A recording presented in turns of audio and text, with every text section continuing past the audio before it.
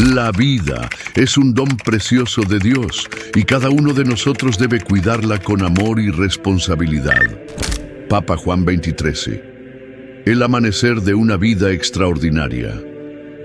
En una fría mañana del 25 de noviembre de 1881, en el humilde caserío de Brusico, parte del pequeño pueblo de Soto il Monte, en la región de Lombardía, Italia, nació un niño que, sin saberlo, estaba destinado a transformar la historia de la Iglesia y del mundo entero. Angelo Giuseppe Roncalli vino al mundo en el seno de una familia campesina modesta, la cuarta de 13 hijos de Giovanni Battista Roncalli y Marianna Massola. Su hogar era sencillo, una casa de piedra con suelo de tierra, donde la vida giraba en torno al cultivo de la tierra y a la oración diaria. La pobreza material era grande, pero en ese pequeño rincón de Italia, la fe, el amor y la esperanza llenaban cada espacio como el más precioso de los tesoros. Antes de comenzarmos esta jornada sobre la vida y el martirio del Papa Juan 23, quiero saber tu opinión. ¿Ya conocías la hermosa historia del Papa San Juan 23? ¿Sabías que él es conocido por sus milagros de sanación? ¿Has recibido alguna bendición de Papa San Juan 23? Escribe en los comentarios. Leeré todos y dejaré un corazoncito en tu comentario. Aprovecha para suscribirte al canal, dejar tu like y compartir con tus amigos para no perderte ningún video. Desde muy pequeño, Angelo mostró una sensibilidad especial hacia las cosas de Dios. Mientras los demás niños corrían despreocupados entre los viñedos y los campos de maíz, él se detenía fascinado ante el altar de la iglesia parroquial, contemplando las imágenes de Cristo y la Virgen con una devoción que conmovía a todos los que lo observaban. Su primera educación fue impartida en casa, donde su madre, una mujer de profunda fe, le enseñó a rezar el rosario y a confiar en la bondad infinita de Dios. Aquellas oraciones susurradas al caer la tarde, en medio del aroma a pan recién horneado y a madera vieja, sembraron en su corazón una semilla de amor que con el tiempo daría frutos inmensos. Los inviernos en Soto il Monte eran duros y el trabajo en el campo exigía sacrificios diarios. A pesar de su corta edad, Angelo ayudaba a su familia en todo lo que podía. Recogía leña, cuidaba de los animales y acompañaba a su padre en las arduas labores agrícolas. Pero había algo en él que lo distinguía, una luz serena en su mirada, una mansedumbre que hablaba de una grandeza escondida.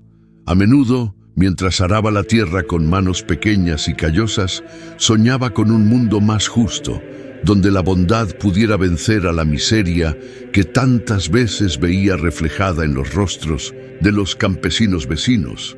Su vida cotidiana transcurría entre la escuela rural, la misa diaria y las tareas familiares. El párroco del pueblo, don Francesco Rebuzzini, pronto notó en él un talento poco común para los estudios y un fervor religioso que sobresalía. Fue don Rebuzzini quien alentó a la familia Roncalli a permitir que Angelo continuara su formación en el seminario, convencido de que aquel niño no era como los demás. La decisión no fue fácil. Cada mano contaba en el trabajo diario, y enviar a uno de los hijos al seminario significaba un sacrificio enorme. Sin embargo, con lágrimas de fe y esperanza, sus padres aceptaron, confiando en que era Dios quien llamaba a su hijo a una misión especial. Así, a los 11 años, Angelo dejó su hogar para ingresar al seminario menor de Bérgamo. El día de su partida fue sombrío. La familia entera lo acompañó hasta la carreta que lo llevaría a la ciudad, envuelto en un viejo abrigo que apenas mitigaba el frío. Su madre le besó la frente con ternura y le colocó en las manos un pequeño crucifijo, susurrándole: «Nunca olvides, hijo mío, que el amor a Cristo debe ser tu fuerza y tu refugio». Angelo, con lágrimas en los ojos, pero el corazón inflamado de ilusión, partió hacia su nuevo destino. El seminario fue para Angelo un verdadero campo de pruebas. Los días comenzaban antes del amanecer, con oraciones, clases de latín, griego, filosofía y teología, y terminaban al anochecer, tras largas horas de estudio y silencio. La disciplina era estricta y las privaciones muchas veces severas. Sin embargo, lejos de desanimarse, Angelo abrazó cada dificultad como una ofrenda de amor a Dios. Su humildad lo mantenía sereno, su sonrisa ligera contagiaba ánimo entre sus compañeros, y su fe profunda se manifestaba en pequeños gestos de generosidad y solidaridad. Durante su adolescencia en el seminario, redactó lo que sería conocido como su diario espiritual, un cuaderno donde anotaba sus propósitos de vida y sus reflexiones más íntimas. En una de sus primeras entradas escribió: «Quiero ser santo lo más pronto y perfectamente posible». No era una ambición orgullosa, sino un deseo ardiente de responder al amor de Dios con la totalidad de su ser. Esa aspiración a la santidad, forjada en la sencillez y en el esfuerzo cotidiano, sería el hilo invisible que guiaría cada etapa de su existencia. El entorno histórico en el que Angelo creció también dejó una profunda huella en su carácter. Italia, en aquellos años finales del siglo XIX, era un país en plena transformación. La unificación reciente había dejado heridas abiertas. La pobreza era generalizada y la tensión entre la Iglesia y el nuevo Estado laico era palpable. Estas circunstancias enseñaron al joven seminarista la importancia del diálogo, la paciencia y la búsqueda de la paz, valores que más tarde caracterizarían su misión pastoral como papa. La vida de Angelo Giuseppe Roncalli en sus primeros años fue un tejido sencillo y firme de fe, sacrificio y amor silencioso. Cada oración murmurada en los campos, cada lágrima escondida tras un trabajo agotador, cada gesto de ternura compartido en familia, construían en secreto el alma de quien un día sería llamado el Papa Bueno. La semilla estaba sembrada en 1900, tierra fértil, y aunque todavía el mundo no podía imaginarlo, un amanecer extraordinario había comenzado a despuntar en aquel rincón olvidado de Italia. El joven seminarista y la fe inquebrantable. Los muros del seminario de Bérgamo, altos y austeros, parecían guardar en su interior los sueños silenciosos de generaciones de jóvenes llamados por Dios. Entre ellos, Angelo Giuseppe Roncalli, con apenas 11 años, caminaba cada día por los largos pasillos de piedra con un pequeño breviario en la mano y una determinación en el alma que pocos de su edad poseían. La vida en el seminario no era fácil. Las temperaturas gélidas de los inviernos lombardos calaban los huesos, la comida era escasa y la disciplina estricta. Pero para Angelo, cada sacrificio era una oportunidad para acercarse más al ideal de santidad que había abrazado desde niño. Los días comenzaban antes del amanecer, cuando la campana del monasterio resonaba en el aire frío como un llamado a la oración. Entre rezos y cantos gregorianos, el joven seminarista ofrecía su corazón a Dios. Su fe no era una fe pasiva o ritualista, era viva, ardiente, tejida en cada acto de obediencia, en cada hora de estudio, en cada servicio a sus compañeros. Muchos de sus colegas lo recordaban como un muchacho sereno, siempre dispuesto a una palabra de aliento, siempre atento a los más necesitados. No era el más brillante en los estudios, pero sí uno de los más constantes, impulsado por una fortaleza interior que no se dejaba vencer por el cansancio ni por las adversidades. Durante aquellos años, la influencia del obispo de Bérgamo, Monseñor Giacomo Maria Radini Tedeschi, marcaría profundamente su formación espiritual y social. Radini Tedeschi, un pastor de alma caritativa y mente progresista, enseñaba a sus seminaristas que el verdadero servicio a Dios se encontraba también en la promoción de la justicia social y en el amor a los pobres. Bajo su guía, Angelo aprendió que ser sacerdote no significaba solo administrar sacramentos, sino ser un puente de esperanza para los más desfavorecidos. Esta enseñanza, sembrada en su corazón juvenil, germinaría décadas más tarde en su incansable defensa de la dignidad humana como líder de la Iglesia. A pesar de la pobreza de su familia, que a duras penas podía costear sus estudios, Angelo nunca permitió que la preocupación material debilitara su espíritu.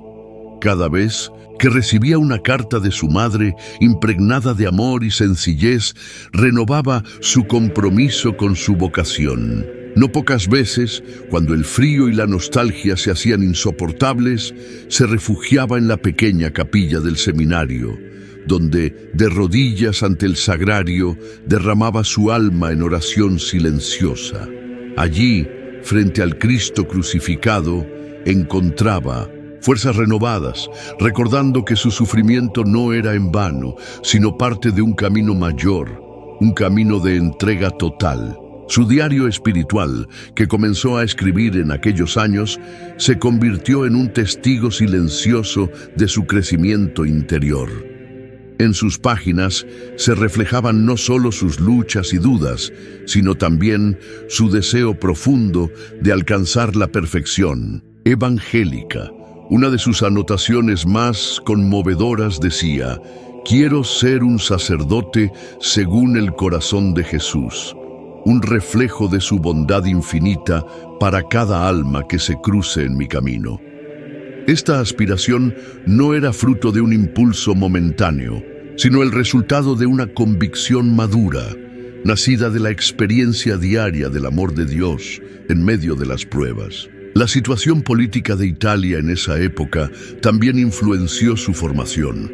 El país atravesaba tensiones entre la Iglesia y el Estado, y los seminarios no eran ajenos a estas luchas ideológicas. Sin embargo, Angelo fue instruido para mantenerse firme en su fe, sin caer en fanatismos ni divisiones. Aprendió que la verdad se defendía con amor, no con violencia, con testimonio, no con imposición. Esta sabiduría, aprendida en su juventud, sería una de las piedras angulares de su futuro pontificado, caracterizado por la búsqueda constante del diálogo y la paz. Durante los veranos, cuando regresaba brevemente a Soto il Monte, la comunidad entera se reunía para saludar al joven seminarista. Los vecinos lo miraban con admiración y afecto. Aquel niño sencillo que antes corría descalzo entre los campos, ahora hablaba con una madurez sorprendente sobre las cosas de Dios. Sin embargo, Angelo nunca permitió que los estudios ni el reconocimiento alteraran su humildad. Se arrodillaba junto a su madre para rezar el rosario, ayudaba en los trabajos del campo y visitaba a los enfermos y ancianos del pueblo, llevando una palabra de consuelo y una sonrisa luminosa. Un episodio especialmente conmovedor ocurrió cuando, siendo aún seminarista, Angelo contrajo una grave enfermedad pulmonar que amenazó su vida. Durante semanas luchó entre la vida y la muerte, sostenido únicamente por su fe inquebrantable. Los médicos eran pesimistas, pero Angelo, postrado en su cama, ofrecía su sufrimiento por la santificación de los sacerdotes y la conversión de los pecadores. Contra todo pronóstico se recuperó lentamente, viendo en su curación un signo de la misericordia divina y una confirmación de su vocación.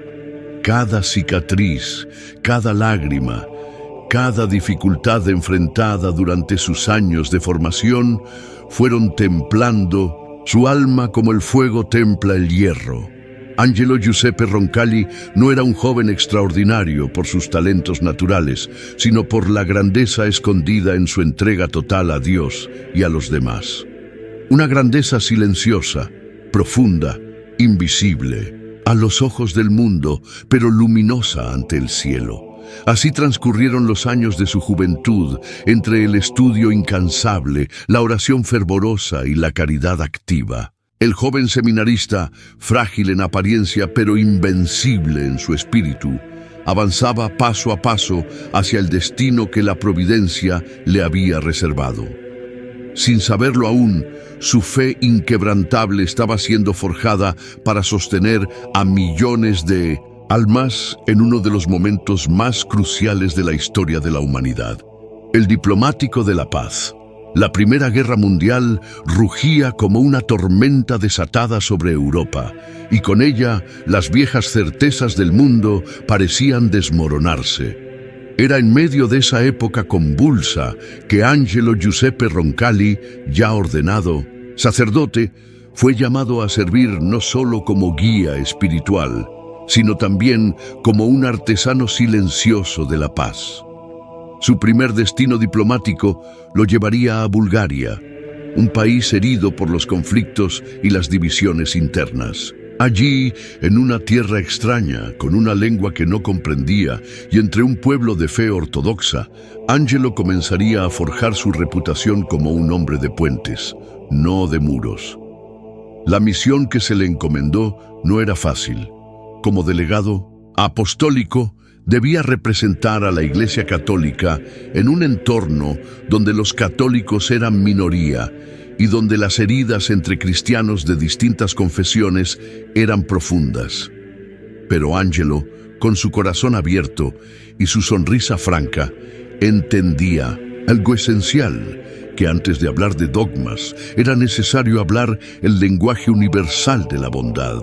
Y así, sin grandes gestos ni discursos grandilocuentes, fue conquistando los corazones, uno a uno, como un sembrador paciente que lanza sus semillas sabiendo que la cosecha pertenece a Dios.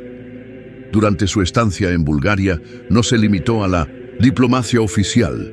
Se preocupaba personalmente por los pobres, visitaba los hospitales, consolaba a los heridos de guerra, ayudaba a los huérfanos.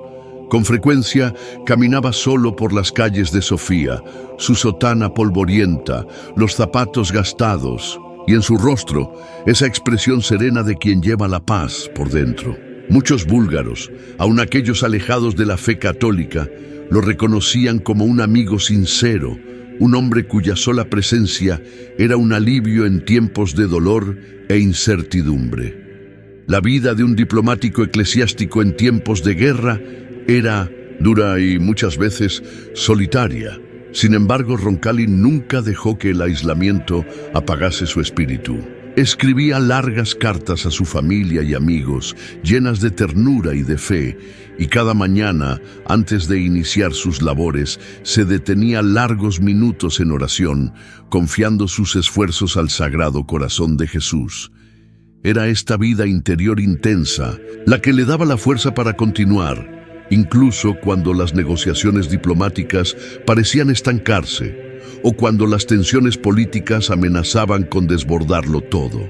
En 1925, el Papa Pío XI, reconociendo su talento y su dedicación, lo envió como delegado apostólico a Turquía y Grecia, dos territorios aún más complejos, donde la presencia católica era todavía más frágil y donde las heridas dejadas por siglos de enfrentamientos religiosos eran profundas. En Estambul, entonces Constantinopla, Roncalli mostró una extraordinaria sensibilidad para acercarse respetuosamente a los musulmanes y a los ortodoxos.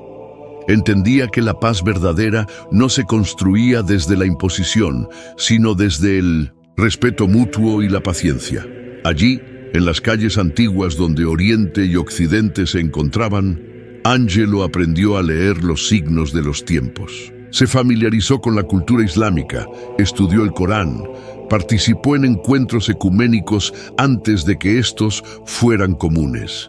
Sus informes al Vaticano estaban impregnados de una mirada esperanzada y realista a la vez.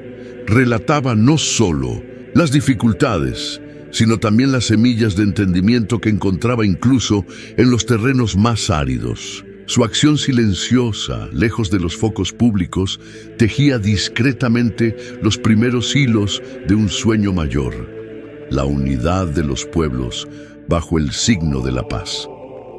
Cuando estalló la Segunda Guerra Mundial, Roncalli ya estaba profundamente enraizado en su misión como constructor de puentes. Durante los años de la ocupación nazi, desempeñó un papel crucial en el salvamento de miles de judíos perseguidos. Utilizando su posición diplomática y sus redes de contacto, emitió documentos falsos, facilitó rutas de escape y actuó con valentía y discreción para proteger la vida humana a riesgo de su propia seguridad. Nunca buscó reconocimiento por estos actos. Los consideraba un deber natural de su fe y su humanidad. En medio de la oscuridad de la guerra, su oficina en Estambul se convirtió en un faro de esperanza para los desesperados. Hombres, mujeres y niños llegaban a él buscando protección.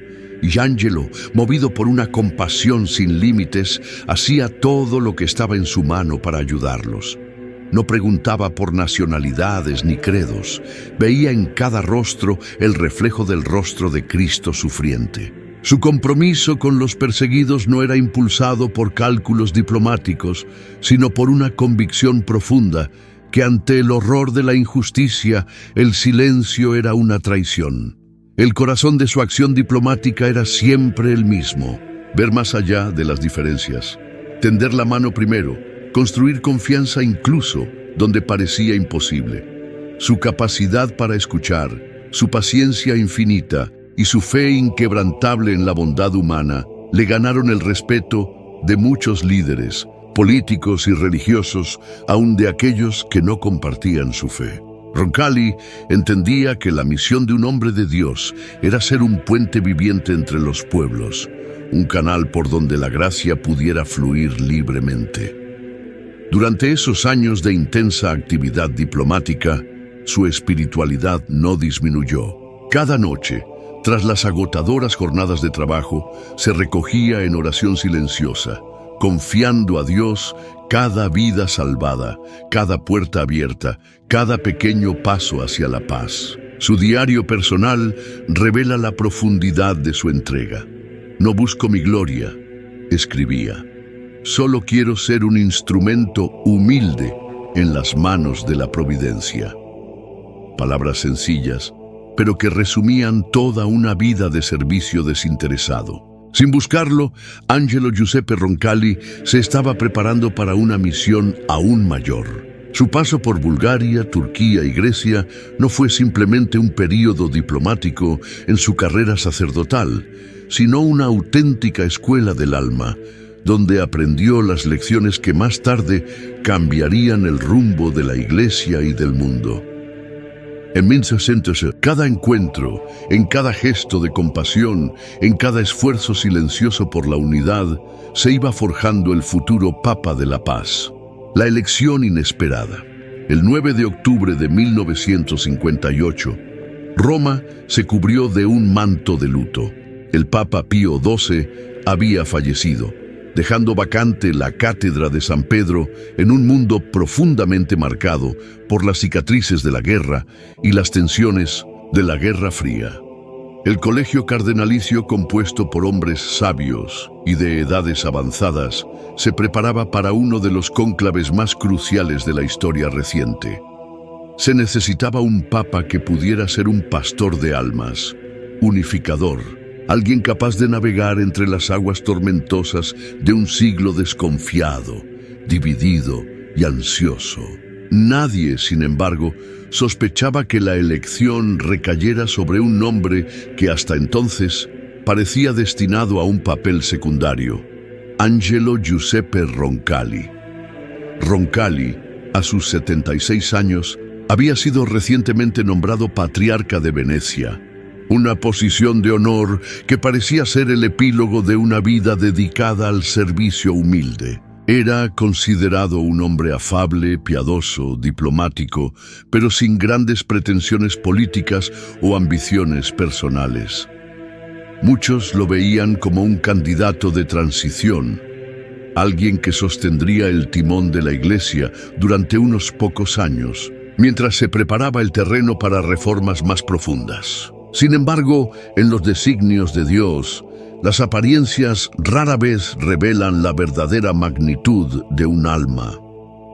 Cuando Roncalli viajó a Roma para el cónclave, lo hizo con el corazón ligero y sin expectativa alguna de ser elegido. Su equipaje era modesto. Incluso había comprado un billete de regreso a Venecia, convencido de que pronto retomaría sus funciones en la Basílica de San Marcos. En su interior, se sentía simplemente agradecido por la oportunidad de participar en tan solemne momento para la Iglesia. Jamás imaginó que, en cuestión de días, toda su vida cambiaría de forma radical y definitiva. Dentro de la Capilla Sixtina, bajo los frescos inmortales de Miguel Ángel, los cardenales comenzaron las deliberaciones. Las votaciones avanzaban lentamente, reflejo de la incertidumbre y de las distintas sensibilidades presentes. Algunos anhelaban continuidad con la línea firme de Pío XII. Otros susurraban la necesidad de un pastor cercano, más atento a las necesidades espirituales que a las políticas. En medio de ese cruce de expectativas, el nombre de Roncalli comenzó a emerger como una opción de consenso, casi como una brisa suave que de repente se convierte en viento imparable. Al principio, Roncalli recibió unos pocos votos, como un homenaje afectuoso de algunos cardenales. Pero a medida que los escrutinios avanzaban, una extraña convergencia se produjo. Su imagen de hombre sencillo, su vasta experiencia diplomática, su profunda bondad humana resonaban en el corazón de los electores. En un mundo sediento de reconciliación, Roncalli aparecía como un símbolo de esperanza discreta, de renovación silenciosa. La elección se concretó el 28 de octubre de 1958, tras 11 votaciones. Cuando el resultado fue anunciado, el propio Roncalli se mostró visiblemente conmovido, en un gesto que luego sería recordado como un signo de su humildad genuina. Dijo con voz temblorosa: «Acepto como una cruz». Sabía en lo profundo de su ser que aquel honor no era un motivo de orgullo, sino una carga sagrada que debía llevar con fe, amor y sacrificio. El siguiente paso era elegir su nombre papal. Roncalli no dudó. Eligió el nombre de Juan, convirtiéndose en Juan XXIII. La elección del nombre fue en sí misma un mensaje potente. Juan, el apóstol amado, el evangelista de la ternura divina. Juan Bautista, el precursor que allanó los caminos para el Señor. Era un nombre sencillo, antiguo, lleno de significado espiritual. Era también una declaración de intenciones. Su pontificado buscaría volver a las raíces más puras del Evangelio, a la simplicidad del amor cristiano. Cuando se presentó por primera vez al pueblo desde el balcón de la Basílica de San Pedro, su figura rotunda y bonachona provocó una inmediata ola de simpatía. En vez de la severidad distante que algunos esperaban, Juan XXIII sonrió ampliamente, bendijo con ternura y pronunció unas palabras que tocaron profundamente el corazón de los presentes. Queridos hijos, al volver a sus casas, den una caricia a sus niños y digan: esta es la caricia del Papa. En un solo gesto, en una sola frase, rompió siglos de formalidad que distanciaban al papado del pueblo fiel. Los primeros días de su pontificado estuvieron marcados por un clima de sorpresa generalizada. Muchos en la curia romana veían en 1900 Juan XXIII un papa de transición, un anciano afable que no provocaría grandes cambios. Pero quienes conocían el temple interior de Roncalli intuían que detrás de esa sonrisa benigna se escondía una voluntad férrea y una visión clara del futuro. Años de experiencia pastoral y diplomática le habían enseñado a no precipitarse, a esperar el momento justo para actuar y sobre todo a confiar siempre en la inspiración del Espíritu Santo. La humildad de Juan 23 no era debilidad, sino fortaleza serena. No buscaba protagonismo, no ambicionaba el poder, pero comprendía profundamente el sufrimiento y las aspiraciones del mundo contemporáneo. Sabía que la Iglesia necesitaba abrir ventanas, respirar nuevos aires, tender la mano a la humanidad herida, y en la intimidad de sus oraciones nocturnas, bajo los techos dorados del Vaticano, el Papa Juan meditaba ya en un sueño audaz que cambiaría para siempre el rostro de la Iglesia. Así, en la quietud de aquellos primeros días, mientras el mundo observaba con curiosidad al Papa bueno, Juan 23 comenzaba a trazar en su corazón de pastor un camino nuevo, inesperado y profundamente revolucionario, guiado no por estrategias humanas, sino por una confianza absoluta en la misericordia de Dios y en la fuerza transformadora del amor cristiano. El milagro del concilio y el milagro de la curación. Desde los primeros días de su pontificado, el Papa Juan 23 entendió que la Iglesia Católica enfrentaba una profunda necesidad de renovación. El mundo de mediados del siglo XX estaba sumido en una tensión histórica sin precedentes. La Guerra Fría, el auge de los movimientos de liberación, las luchas por los derechos civiles y la transformación de la sociedad industrial y tecnológica. La Iglesia, con su vasta historia, parecía a veces atrapada en un mundo que ya no existía. En medio de todo esto, Juan 23, con su humildad y profunda espiritualidad, vio una oportunidad de abrir las puertas de la Iglesia al mundo moderno, pero de una manera fiel a sus raíces. Y fue entonces cuando, en una decisión histórica, convocó al Concilio Vaticano II, el 25 de enero de 1959, en una declaración aparentemente sencilla, pero profundamente visionaria, Juan 23 anunció la convocatoria de un concilio ecuménico. Era un momento que nadie había anticipado, pues muchos pensaban que el Papa, debido a su edad avanzada y salud delicada, se limitaría a mantener el curso tradicional de la Iglesia. Sin embargo, su visión era clara. La Iglesia debía entrar en diálogo con el mundo, reflexionar sobre su misión en un contexto de rápida modernización y acercarse a las demás religiones con un espíritu de fraternidad y reconciliación. A través de este concilio, la Iglesia no solo debía reafirmar sus principios fundamentales, sino también abrir nuevas perspectivas, siempre bajo la luz del Espíritu Santo. Para muchos, la convocatoria del Concilio Vaticano II fue vista como un milagro del Papa Juan 23. Él había convocado este evento no como un mero acto administrativo, sino como un acto de fe. Sabía que este concilio no solo cambiaría la estructura de la Iglesia, sino que también la abriría al mundo en 1900 formas nuevas y emocionantes. Juan 23, con su mirada llena de esperanza, confiaba plenamente en que el Espíritu Santo guiaría a los padres conciliares a tomar decisiones sabias, aunque arriesgadas, en beneficio de toda la humanidad. Durante las sesiones del concilio, que se extendieron entre 1962 y 1965, se trataron temas fundamentales como la libertad religiosa, el ecumenismo, la relación de la Iglesia con el mundo moderno, la liturgia y el papel de los laicos.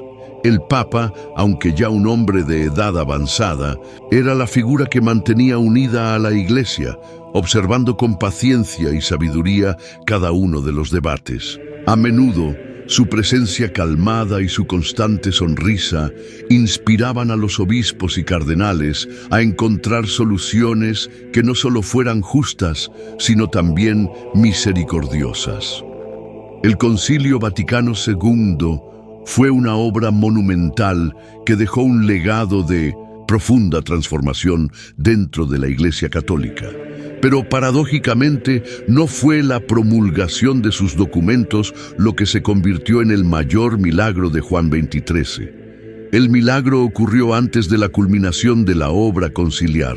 El 3 de junio de 1963, cuando el Papa Juan XXIII partió de este mundo, aún no había visto completamente el fruto de su trabajo. Su muerte dejó un vacío que parecía imposible de llenar, pero su visión ya estaba sembrada en los corazones de aquellos que lo conocieron y en aquellos que seguirían su legado.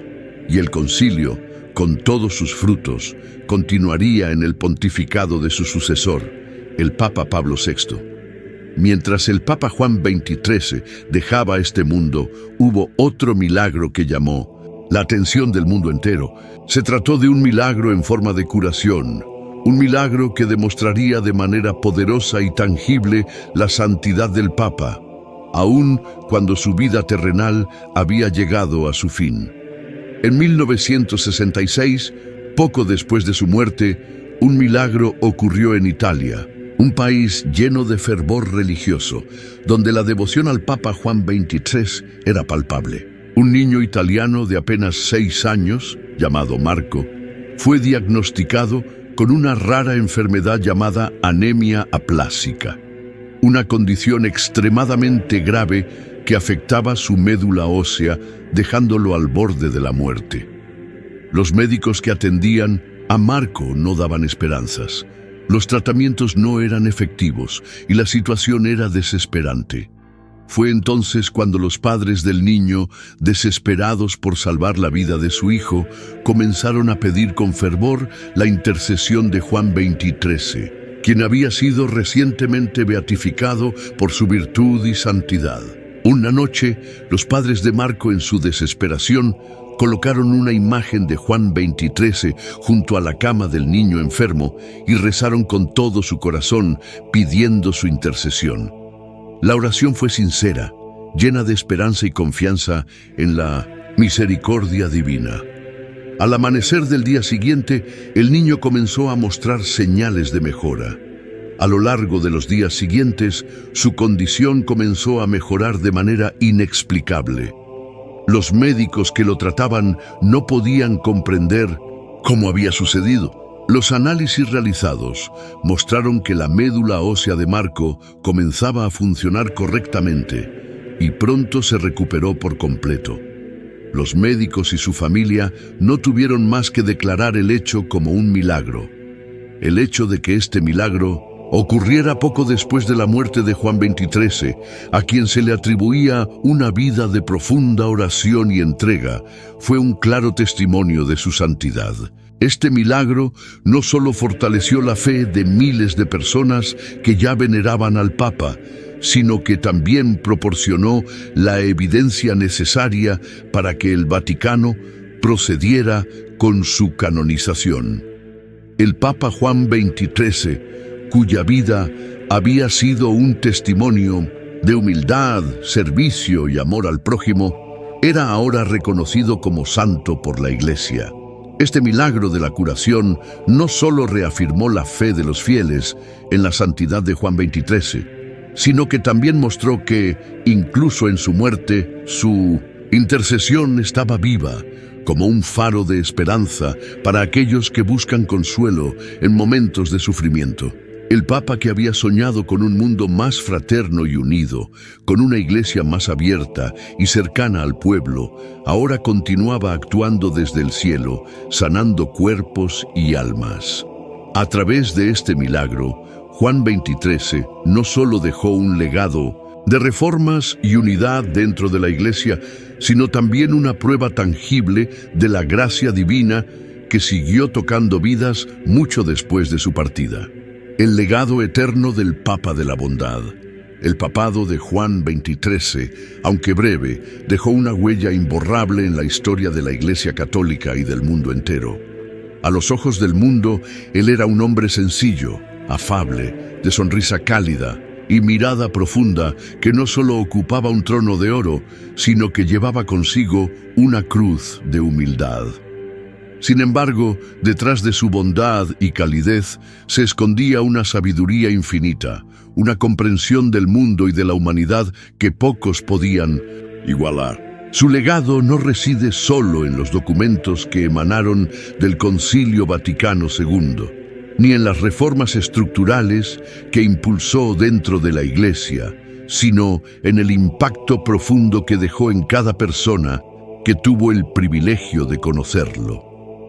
La figura de Juan XXIII es recordada como la del Papa Bueno, un líder que no solo se dedicó a fortalecer la fe dentro de la Iglesia, sino que también abrió las puertas del Vaticano hacia el mundo, hacia las demás religiones y, sobre todo, hacia los más necesitados. Su pontificado no fue uno de grandes reformas dogmáticas ni de cambios radicales en la liturgia, pero sí fue un pontificado lleno de gestos humanos de amor, de reconciliación y de esperanza. Para él, cada acto de bondad, por más pequeño, aunque fuera, era una manifestación del amor de Dios.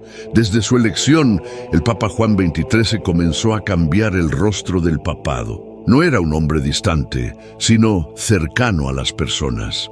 En lugar de vivir en las opulentas residencias papales, prefería alojarse en la Casa Santa Marta, un edificio sencillo donde compartía su tiempo con empleados y laicos, rompiendo las barreras que hasta ese momento habían existido entre el Papa y los demás. A menudo se le veía paseando por los pasillos del Vaticano, saludando con una sonrisa a los que se cruzaban en su camino. Un gesto que no solo reflejaba su naturaleza amable, sino también su creencia en la dignidad de cada ser humano, sin importar su estatus o posición social. El amor por la humanidad era el corazón de su papado. Juan XXIII veía la Iglesia no como una institución rígida y distante, sino como una familia de hermanos y hermanas unidos por el amor de Cristo. Su énfasis en la fraternidad humana se reflejaba en su llamado a la paz, especialmente en un momento en que el mundo estaba al borde de la aniquilación nuclear debido a la Guerra Fría. En sus discursos, hablaba con firmeza sobre la necesidad de diálogo y reconciliación entre las naciones, alentando a los líderes mundiales a superar la desconfianza y a buscar soluciones pacíficas para los conflictos. A pesar de los desafíos internacionales de su tiempo, Juan XXIII nunca perdió su fe en el poder de la diplomacia, ni en la capacidad de los seres humanos para hacer el bien.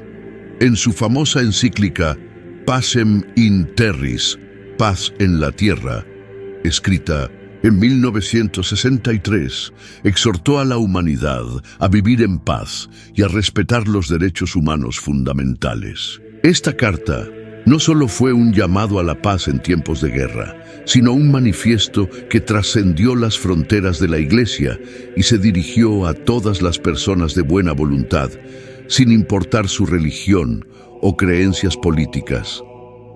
Su mensaje fue claro: la paz solo puede alcanzarse si se reconoce la dignidad de cada ser humano, y esto solo es posible a través del respeto mutuo y el amor. El legado de Juan XXIII también se forjó a través de sus gestos de reconciliación. Durante su pontificado, hizo esfuerzos significativos para mejorar las relaciones entre la Iglesia Católica y otras denominaciones cristianas. En un momento en que las divisiones entre católicos, protestantes y ortodoxos eran profundas, Juan XXIII promovió el ecumenismo, buscando acercar las diferentes ramas del cristianismo. Su apertura y disposición para dialogar con líderes de otras tradiciones religiosas sentaron las bases para un renovado enfoque de la unidad cristiana que marcaría el futuro de la Iglesia. A nivel interno, el Concilio Vaticano II fue, sin duda, uno de los momentos más significativos del pontificado de Juan XXIII. A través de este concilio promovió una visión inclusiva y dialogante de la Iglesia, en la que los laicos jugaran un papel más activo, y el sacerdocio no estuviera alejado del pueblo, sino al servicio de él. A través de los decretos del concilio se promovió una reforma litúrgica que permitiera que la misa fuera celebrada en las lenguas vernáculas, acercando más la liturgia a las personas, y se hizo un llamado a que la Iglesia fuera más abierta y menos autoritaria en su relación con el mundo exterior. Sin embargo, el legado más grande de Juan 23 no se encuentra en los grandes documentos o decisiones históricas, sino en el amor genuino que transmitió en cada uno de sus actos. Su cercanía con los pobres, su dedicación al bienestar de los demás, su compasión por los que sufrían, son lo que realmente lo convirtió en un hombre santo. En sus últimos días, aún con su salud deteriorándose rápidamente, no dejó de ser un faro de esperanza para los que lo rodeaban. Su presencia era una fuente de consuelo para los enfermos, los marginados, los niños y las familias, quienes veían en él una figura paterna llena de ternura y sabiduría. Juan 23 fue también un papa de gran humildad. A lo largo de su pontificado, nunca perdió de vista el sufrimiento de las personas. En lugar de vivir en la pomposidad de su posición, vivió una vida de austeridad, poniendo siempre a los demás antes que a sí mismo. Su cercanía con el pueblo de Dios fue tan sincera que muchos lo consideraban un verdadero amigo, alguien con quien se podía contar en los momentos de necesidad. A través de sus cartas, mensajes y visitas a hospitales, orfanatos y barrios pobres, demostró que la verdadera santidad no está en la perfección o el poder, sino en el amor incondicional a los demás. En su muerte, Juan 23 no solo dejó un legado en la Iglesia, sino que se convirtió en un símbolo de lo que significa ser verdaderamente humano. Fue beatificado en 2000 y canonizado en 2014, un reconocimiento de la Iglesia que no solo se basó en sus virtudes, sino también en el impacto profundo que tuvo en el mundo. Hoy, su figura sigue siendo un faro de luz para aquellos que buscan la paz, la reconciliación y el amor en un mundo que aún sigue necesitando estos valores. El Papa Juan 23, con su bondad inquebrantable y su visión de un mundo más justo y fraterno, sigue vivo en los corazones de millones de personas. Su legado, no solo de reformas, sino de un amor profundo y desinteresado por el prójimo, es una inspiración para todos aquellos que buscan hacer del mundo un lugar mejor. Su santidad se refleja en la sencillez de sus gestos, en la profundidad de sus enseñanzas y en el cariño con el que trató a cada persona que cruzó su camino. Él será siempre recordado como el Papa de la bondad, el Papa que nunca dejó de soñar con un mundo más lleno de esperanza, paz y amor.